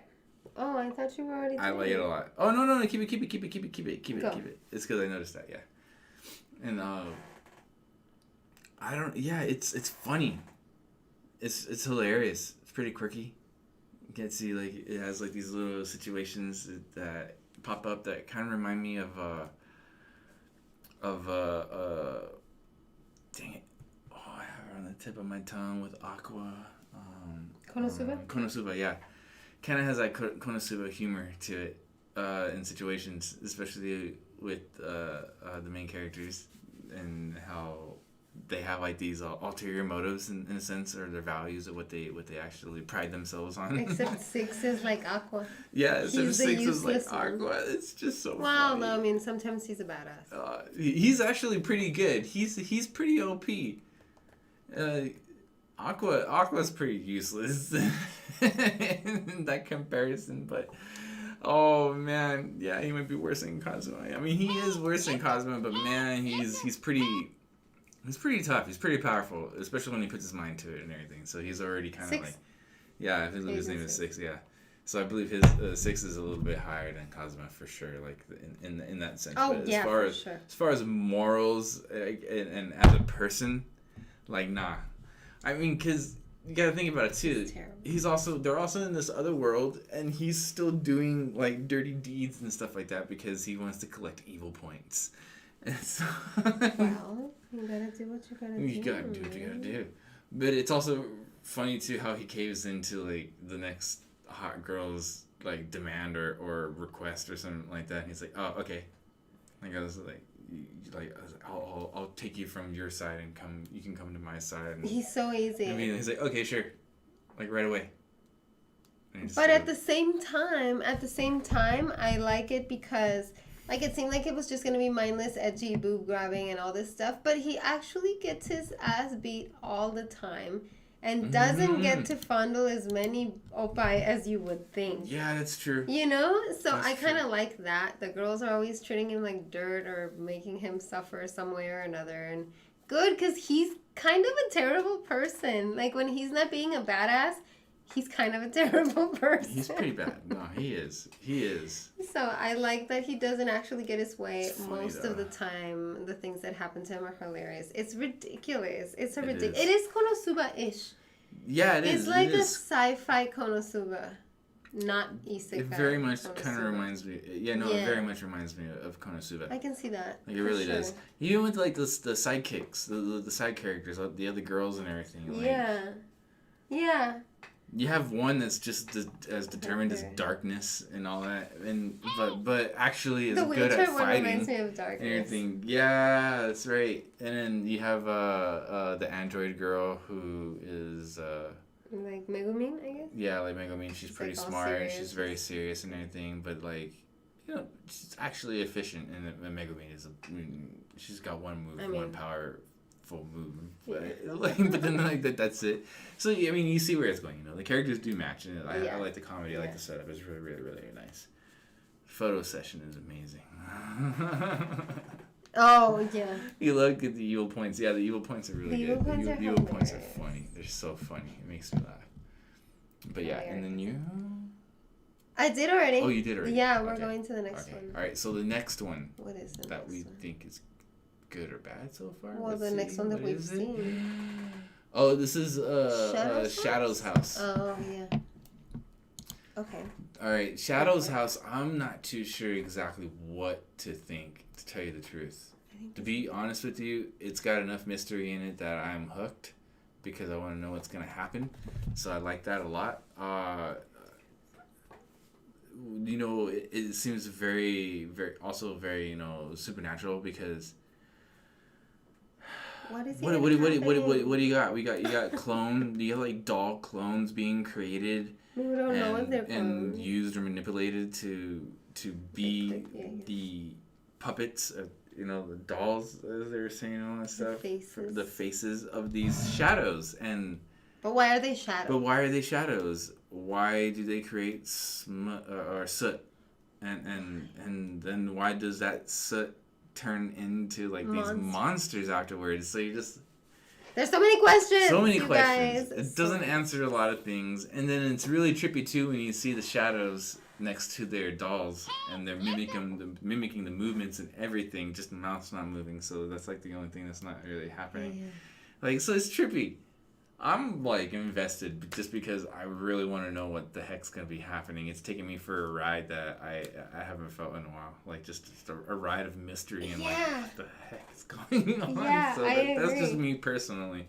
I agree. I think it's definitely very intriguing, and it really pulls you into this mystery because, like, you get to meet this doll, and then you get to meet these other dolls, and they seem like normal kids. And then see what the dolls are supposed to be like, and just be like a marionette for whatever their person, their shadow does. And it's like, how? Wait, but they seem like normal people with thoughts and feelings and emotions and personalities when they're on their own. Like, this seems wrong, you know? It's like, they call them dolls, but then why are they feeding them? Why do they have to eat bread? Like, why do they have to sleep? All these things. So it's kind of weird. It's like, are they people? Have they been taken? Yeah. Are these shadow people like ripped from a part of them, and that's what these dolls are? Like, there's so many possibilities, you know, and there's no answers. Yeah. They can't leave the place, so it's kind of a little bit like Promised Neverland-ish. Yeah. In that sense, where it's like they're trapped there and they can't leave. They don't know what's out there. For something. And that's all they know. That's all they know. They don't know anything else, and it's weird. What's really trippy... Very interesting. Yeah, what's really trippy is the fact that, like, you have the Shadow family as well, and then you have the head of the family who's creating all these dolls. Grandfather. But then, like, another question you have to have is how big is this family that you need so many of those dolls? Like, dude, those dolls... And they're just in one area. Yeah, and they're just... They're not even where the adults are. Yeah, so, like... Why? What's happening there? Like, what is it? Is it, like, some farm that they're doing with these dolls and stuff, and they just have them there? Hell? Like it's what? Just... It's weird. It is trippy. But it's so interesting. It's really, really interesting. And that's why I'm going to keep watching. Recommend it, for sure. Yeah, I recommend it do as well. I recommend it just to see what the heck is up there. That one. Oh, that one's crazy. All right, so the next one we got that we're going to be talking about is Kabaddi. Kabaddi. This is good. We'll go short on this one. Kabaddi. Struggle. It's really cool. It's really cool to learn about. I know. It's cool to learn about this particular Indian sport called Kabaddi, and we had seen a mention of this sport before in Keijo. Yeah. One of the girls practices Kabaddi, and she uses that in her training, and so we knew of the sport because of Keijo, but otherwise it's like completely different. It's completely something that most people aren't familiar with, and the way that they approach it, even in the show, it shows that because nobody takes the club seriously. Nobody wants to join. Like, even the guy that does join, the main character, is like, no, I'm done with sports because I'm too good, and I don't have friends because I'm too good at my sport, basically. Yeah. And then he joins begrudgingly joins the Kabaddi club. And he's learning and he's doing all these things, and so you're learning about the sport at the same time, and it's cool. Like, it's interesting to learn about the sport, and it's fun. The writing is funny. Sport. It's an actual sport, yeah, and so you're learning about an actual real thing that exists, and that's pretty cool. And I just feel like the couple of weaknesses that it has is the art is sometimes like, no. Some scenes are really good, and then some other parts is like, the characters are all weird looking, and like the art's not great throughout the whole thing. Also, being a sports anime, you kind of know where it's all going, and you can only do so much with sports and racing anime. So like, honestly, like it's almost the same thing. You know what's gonna happen. It's same old. But yeah, kabaddi is nice. I do like it though. It's a nice introduction into the sport to know a little bit more about it. And I actually love slice of life sport like educated series like that because you had what was that one, that Daybreak Girls? That one was about fishing. Breakwater, or the Breakwater Days of the Breakwater. Yeah. That one was about fishing. We had that camping one. Judo camp. You know, like how heavy are your dumbbells? You know, you have all these really nice educational series coming out, and they're wonderful. And this is another one that's just along that same aspect, and I like it. I like it a lot. It's a fun way to learn about the sport. It really is. I mean, other than that, it's good. I know this is definitely going to have, like, you know, a particular taste for some people, so, I mean, take it as it is. If you like sports anime for the sports and, like, just to, like, feel the sportsmanship, I guess, you'd probably like it. Then watch it, for sure. Yeah. Watch it, yeah. Definitely. It reminds me of Red Rover. Haneba. Yeah. Yeah, I can see that. I can totally see that. I can see that too. Good comment, I should say. Okay, so now we're moving on to the next one. Dynazenon. Which is SSSS. SSSS. Yeah. Dynazenon. Dynazenon. It's nice. It's nice. You go first. Yeah? Yeah, go for it. Do it. You guys, okay, here's the thing. I am not a mecha person. I am not a big robot person. And as you heard at the beginning of this, I am not a magical transformation person. All of these things are in this show, and yet I am not dropping it. It's so good. Like, it caught me. Yes, there are transformation sequences that are the same every episode. However, they changed the music. I don't know if you're paying attention enough. But the music has changed in a couple of them, so it's not like exactly the same. Also, it's done as a parody, and it's so funny because even the music sounds like it did back in like the late 90s, early 2000s, and it's like done on purpose. Like it's cheesy-ish. It's kind of cheesy on purpose. I'm hoping that it's on purpose. If it's not, it worked amazing anyway. And it has me hooked because I like the mystery of how is this amnesiac hottie skinny guy confused there? Like, why is he there? Where did he come from? And then the Team Rocket group that they're always battling against. It's really tropey, but it's doing it on purpose, and I appreciate that a lot.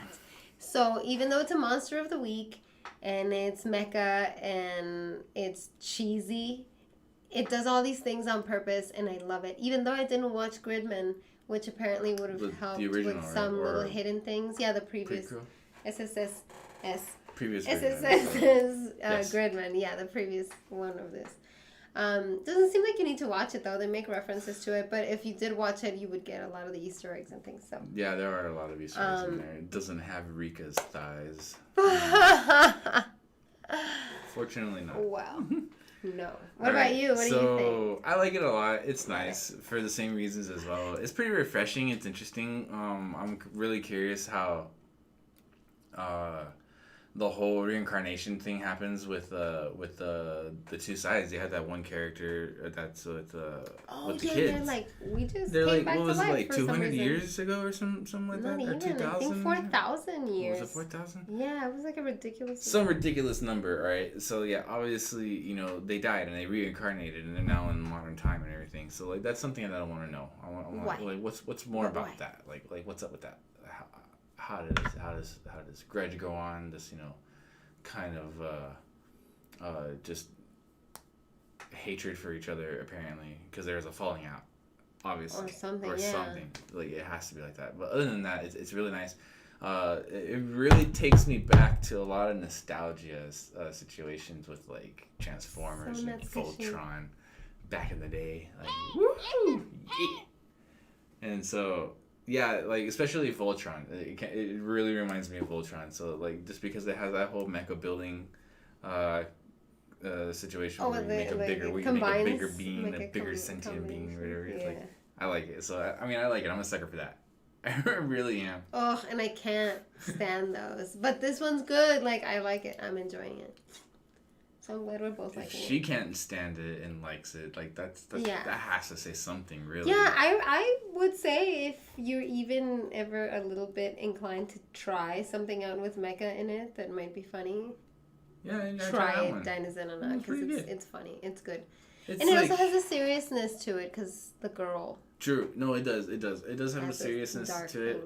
But at the same time, there are also a lot of situations, like, when it comes to destroying the freaking city or town. I know. Like, they don't explain anything about that. Like, the next day, it's just, like, I mean, that's not true, because they were talking, like, oh, yeah, they're fixing this. Oh, yeah, it happened because of the kaiju. Okay, so they do make reference to the destruction, but still, it's like nobody seems to care that they're destroying the city. But then they do say, well, it would have been worse if we hadn't fought. They've even had conversations about it. All right, I can kind of see this kind of like One Punch Man then. You know, cities get destroyed and it's like, okay, yeah, I'll get government money. They'll build my place back up and I'll be able to start my business again. True. It is an anime about kaiju, so if you think about it, it's like, well, this is Tokyo. Hello. Like, did you not expect a 200-foot tall monster to destroy everything at some point? Very true. All right, so that's SSSS. That's good. No, Dynazenon. Now we can check out The World Ends With You, which is a video game originally. Yeah. Do you want to go first? And then adapted. Yeah. I've played the game a bit, not a whole lot, so I don't know like the whole storyline or anything like that. But the way that it presents itself in the beginning, it's really nice. It's pretty cool. I like it a lot. Very welcoming in that sense, and other than the whole storyline and the situation, especially how like they died and they're playing the game so they can actually like come back to life or be reincarnated or whatever is gonna happen. I like that concept. That story is really good. But other than that, it's like, you know, if you play a lot of video games that are like this one, The World Ends With You, which is kind of like more RPG-ish in a sense, like very, very visual novel-ish too, because there's a lot of scenes and dialogues and things that you're reading. You know, you'll love it. It's really good. But if you're not into that kind of stuff with the games, it might seem sluggish and slow in development and just kind of like, you know, it's here. This is happening, and it's been done before. So yeah, it's like. But other than that, I like it. I mean, I do like it, actually. It's pretty good. That's an interesting observation, because I don't play those games, only because so many reasons. But I don't play those games. One, I get lost easily. Two, I don't like going through a million menus, and that's basically two big enough points for me to not want to play those games. But I like watching people who are good at playing them, so... But yeah, so I do feel that way. I do feel like it's a little slow. Like it could be moving a little faster. But then I know it's from a game. And even though I haven't personally played the game myself, I see the game parallels. And I think it's really cool how they're doing the game anime parallel. And it's awesome. It could be moving a little faster though. But I am intrigued by just seeing how it's going to end. Because like... It's like a purgatory, basically. A purgatory game anime. And so this guy thinks he's going to get out, and he doesn't. He accidentally saves someone else, and now he stays. And so now I want to know, like, I am curious to see, well, when does he get out? Yeah. Like, how many times is he going to have to play this to get out? And I am, regardless of what the origin of this anime was, I'm involved now, you know, like I'm invested in what's gonna happen to Neku. Yeah, and the girl who we thought was gonna go back to life, and now she's like a prisoner. So now they're both stuck, that was pretty sad. Yeah. That right there was pretty sad. It's kind of Persona-ish too. Like it reminds me of Persona. Like Persona, Shin Megami Tensei. It's very much it's got like that kind of feel to it and everything. The music's good. It's cool. It's cool to look at. I like it. For sure. I like it a lot. Check it out. So, now we're going to go ahead and move on to the next one, which is a very intriguing one. Vivi. Oh. I go for it. Like it. It's very nice. It's got a really good story development, character development too within those little stories. It's not necessarily episodic, but maybe like every 2-3 episodes, it's like a new storyline, branching off from like the main. Because a lot of time is going by. But yeah, a lot of time is going by. They did travel back in time. The time skips here are ridiculous. Yeah, the time skips are a bit ridiculous and everything, and the dialogue. Because it's so fast. Boy, the dialogue, like they speak. Matsumoto speaks. The AI Matsumoto speaks so fast. It's like, dude, come on. And Vivi's like an android as well, and she's trying to keep up and miraculously does, obviously, because she's an android. And sweet Jesus, it's just so much reading, like really fast. Like you hardly have any time to enjoy the rest of the background and the beautiful imagery and everything. Like, but that's my only gripe. Other than that, it's a good show. I like it. I like it a lot. It's pretty cool. Yeah, it is. I agree. I'm a big sci-fi fan, so I might be biased, but I'm a huge on sci-fi. I like dark sci-fi dramas, and I love AI and robots and androids and things. So this show is right up my alley. I love stones. Fluorite is one of my favorite stones. So it's like there's so many things that are like I love it. And it caught me, and it's very Ghost in the Shell-ish to a certain extent, where you have like this badass android. Well, I guess except she's an android, not a cyborg in Vivi's case. And she's awesome. She's amazing. Except she's kind of begrudgingly doing it. You know, she doesn't want to do it at first, but then she's like, all right, I'm going to do this. And I'm going to help save the world without spoiling too much or explaining too much, because we'd be here for a while. There's a lot of explaining, and that's why I think the dialogue is so fast when Matsumoto speaks, is because like everything is like, okay, this is gonna happen, like the exposition, just like he's shooting exposition at you at 1,000,000 per hour. Yeah, 1,000,000 miles it's like, an hour. Oh my god, and you're just like reading. If your Japanese isn't good enough to catch it, like you have to read the subtitles, which is both of our cases.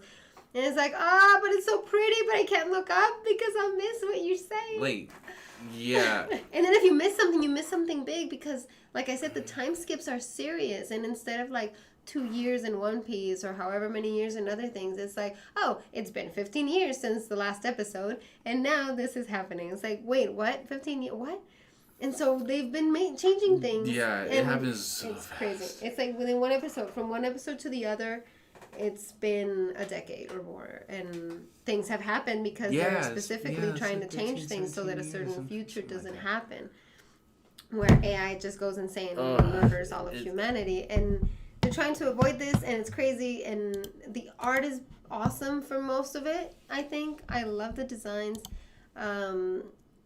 It's not about music, even though it seems like it would be by the title. Yeah, that's another interesting thing. It's interesting, too. right? It involves music because her song specifically keeps coming up constantly. So I think that's why it's called Fluoride Eye's Song, is because this android song keeps coming up. Like, it's been decades, and androids keep telling her, your song that you sang so long ago, and everyone listens to this fucking song. Sorry. But it's like they keep talking about it. So I think that's why the title is Her Song is important, but there isn't, like, it's not an idol anime, basically, is what I'm saying. So if you want to watch it because of cyborg, android idols, think of it, I don't know, maybe think of it kind of like a Bill and Ted situation, you know, like their music is supposed to save the world and generation. Yeah, but they don't quite know But they don't quite know how, or at least they're fighting for it, in this case of Vivi. So I mean, she's a badass too. She is actually. She's pretty cool. I like really her a cool. lot. She's my next Motoko waifu, Motoko Kusanagi waifu. Your new around there, but no cybernetic one waifu? can top Motoko Kusanagi. And you guys should go to Good Smile Company's website and check out the variant. No, not the variant. It's not a variant. It's an actual piece. What is it? It's a 1/4 scale? It's a 1/4 scale figure of Motoko Kusanagi, but like from the cover of the first movie, where it's like her kind of like crouching on the floor, naked, but with all the connectors and everything, cables connected to her, and she has the gun, and she's just there like. It's really amazing. It's beautiful. Cost $1,000, something to go to in debt for, but at the same time, I don't know. I think it's like $1,500. Okay, yeah, it was more than 1,000. Oh gosh, just look at it. Just like beautiful. Just go window shopping. So beautiful. It's beautiful. It's so beautiful. Okay, so enough of that. Sorry. The next one that we're gonna go is our second to last one. Believe it or not. Okay. All right. Cool. This is Moriarty the Patriot, season 2. Second core, because technically it's all one season. It's not a second season. It's just split in half. I'm not sure if that's like COVID related or not, but it's all technically part of the same season. It's been happening for a while too, actually, to tell you the truth. So yeah, I don't think it's COVID related. It's one season. No, yeah, it's one season that got split and separated, 2 parts, but it's really one two season. cores. So yeah. I'm liking it. I like anything Sherlock Holmes. I love the first part of this when they were setting everything up. I feel like it's gotten a little bit ridiculous now with the James Bond situation. But I still want to see where it goes. Like, I'm not going to drop it for that reason. Yeah, the name that she gave herself. Like, oh, okay, then Irene Adler becomes, her code name's now James Bond. And it's like... And she's not a female anymore. Hold on. And now she's like one of the her boys. Her persona is male. Which is kind of cool. We have two like trans characters this season. We have it for one reason or another. Their gender. And Joran because also is 3 then. So 3. Because also the girl from we were talking about it earlier. The Pretty Boys Detective Club. The Oran High School. She's a boy now. Oran High School one. Yeah, that one. Yeah, totally. So they have a lot of these. But anyway, that's a little crazy, the James Bond nickname thing. But other than that, I like where it's going. I like how it's involving all these other characters that if you know Sherlock Holmes, you know of them. And I like how they're mixing them up with each other. Mm-hmm. Like, I like the way that Irene Adler is involved with the Moriartys, because now it's like a whole group, right? It's not one person. And I like where it's going. I like where it's continuing. I'm liking it as much as I did at the beginning. And as a Sherlock fan in general, I'm enjoying it for sure. I like it. That's it. All right, moving on. I like it a lot. No, I'm not like a huge Sherlock fan, but I do like Sherlock Holmes, the storytelling and everything. This is a nice little different storytelling take, especially focusing on Moriarty, which is Sherlock's his main rival, his main boo, like Batman and Joker and everything. So, the scenarios and everything that they planned up and what they're throwing at us visually and scriptively, like I don't know what to say. It's just very like canny and awesome. It's like very Sherlock Holmes. It's very Sherlock Holmes. It is. Okay, yeah, let's just put it that. They're doing a really good job of. I like it a lot. I really do. Of making it feel like it's a Sherlock Holmes book or work. It's like the Hollywood Sherlock Holmes with with Robert Downey Jr. Yeah, Robert Downey Jr. or the series from Britain with Benedict Cumberbatch. Benedict Cumberbatch, thank you. I'm bad with names. And like all of these, and I'm including Moriarty in this, is they've done such a good job of translating the books, the text into something else. It has that tone, it has that feel, it has that snarkiness, it has that dark, dirty, but posh old London feel, and it has the mystery, it has the quick thinking and the sudden turns and twists where you're like, this person is so smart. Yeah, it's so very good. nice. It's good. They're doing a good job. Clever. I think they're doing a really good job with super clever. working with something that has been done before, but they're doing a good job of doing it their own way. I like it. I love it. Yeah. Mm-hmm. I agree. And then we have one last one. That's the last one? No. This is second to last. Now we're going to the last one, guys. That's it. And it's been all right, guys. About 2 hours now. Oh, we were Thank you for sticking around. Thank you for sure. Yeah, seriously, thank you for sticking around. So here we go. We got this. We have a little cat here. Oh, we had a There was we a had little cat. I was gonna have him say hi, but he left. All right, the last one we have is a good one. It is good. Don't toy with me, Miss Nagatoro. Don't. What do you think? What do you think? I don't like it. You don't like it? Like I like it. It's a great show. It's awesome. I hate her. I mean, yeah, kinda. I can kind of see that in a sense. It just seems like more on the upper echelon area of a tsundere and all that stuff. It's like, oh, you're a tsundere? Well, I'm a sarodere. It's like, mean. It's like she's pretty but mean. But it's because she likes him. That's it, and that's true. I mean, unbeknownst to the average viewer, they probably don't know that yet, and all they know is this girl's just freaking horrible, and she just somehow sticks around until you realize, like, oh, that's love. What? Just she likes him. It's clear from the beginning that it's because she likes him. She's like one of those dumb kids that don't know how to show their affection, so they punch the girl they like, and she's one of those kids, except she's in high school. All I know is this boy. Like, God bless him. God bless him. Like, he's got the soul and the patience of, like, he's like Buddha or something, or like he's Buddha. Oh, it's Buddha-like just in nature. But I mean, I like it. It's really funny. It's cute in that sense when you start thinking about it. Like she likes him. She's like in love with him and stuff. But yeah, I like it. Why go about it that way?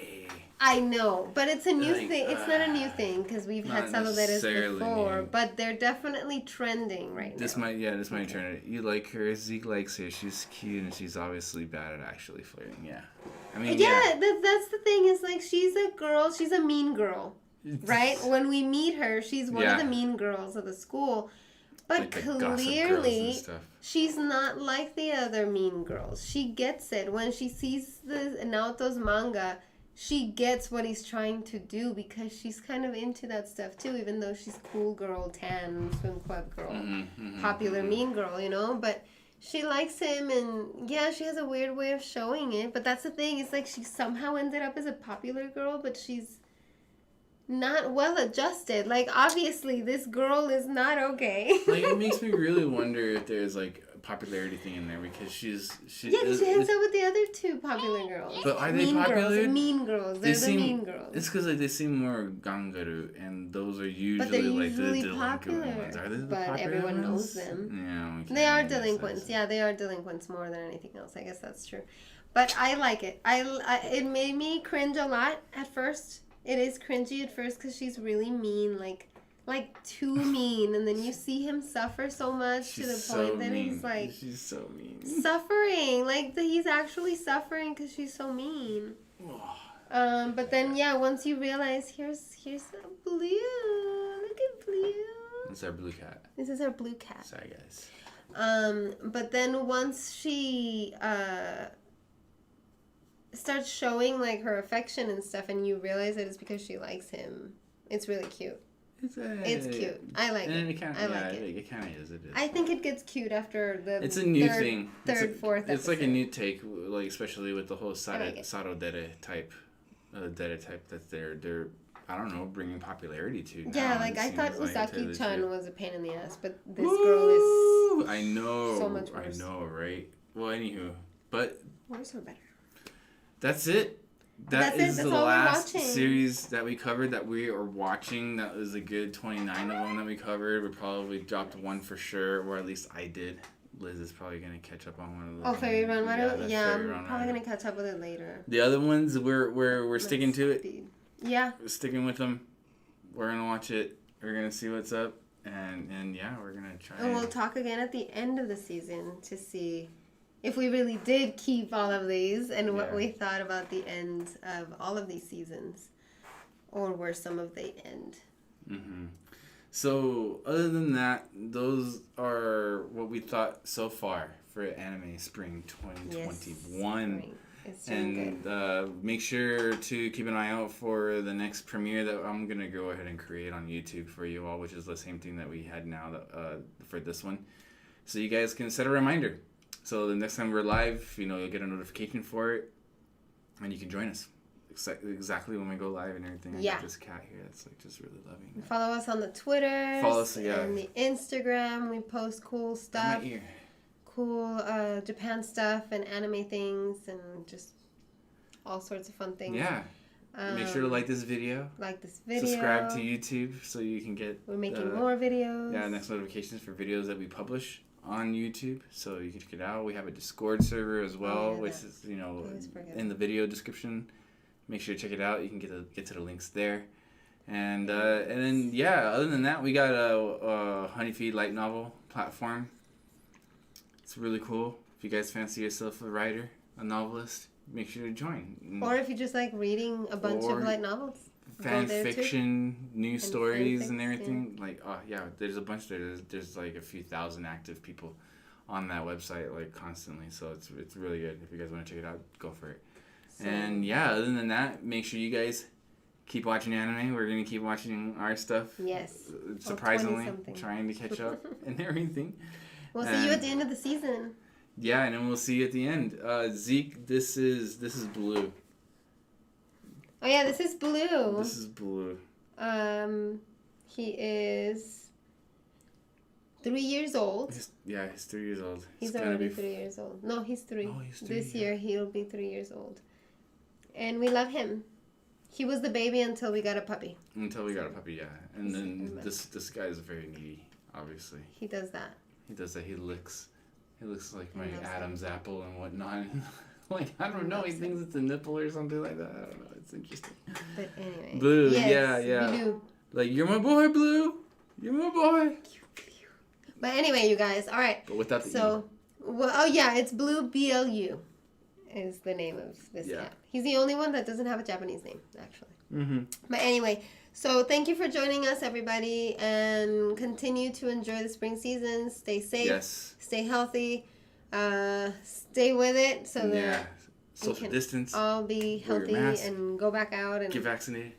Hopefully go back to conventions by next year. I know. We missed that. So conventions, cosplays, talking to all the other otakus out there. Like, we miss all those things. Fun. Press events, interviews. Yes. But for now, just keep watching anime, stay safe, and we'll see you next time at the end of the season. All right, you guys take care. I'm going to leave you with a little outro. And I hope you guys have a good one. Take care, guys. Have a good weekend. All right.